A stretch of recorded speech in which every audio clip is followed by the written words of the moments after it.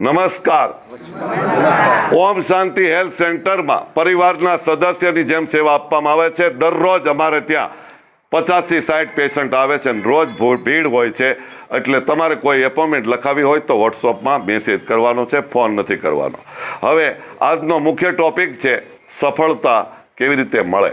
આપણે કોઈ પણ ક્ષેત્રમાં, ધંધા રોજગારમાં અથવા નોકરી ધંધામાં અસફળ થઈએ છીએ અથવા બીમારીમાં આપણે અસફળ થઈએ છીએ, તંદુરસ્તી નથી રહેતી, અસફળતા થાય છે, તો એક શબ્દ યાદ રાખવાનો કે જે થાય છે એ મારા માટે સારું થાય છે. બોલો બધાય, જે થાય છે એ મારા માટે સારું થાય છે.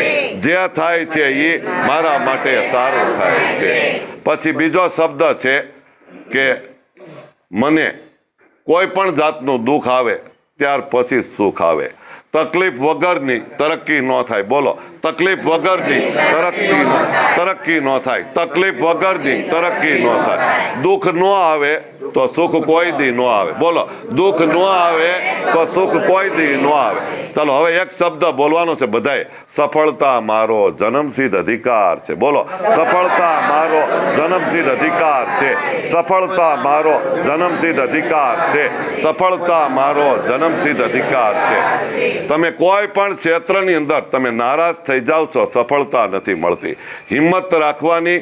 તમને પરિવારના અથવા આજુબાજુવાળા સગા વાલા મિત્રો સાથ સહકાર ન આપે તો કાંઈ વાંધો નહીં. બીવાનું નહીં, ડરવાનું નહીં.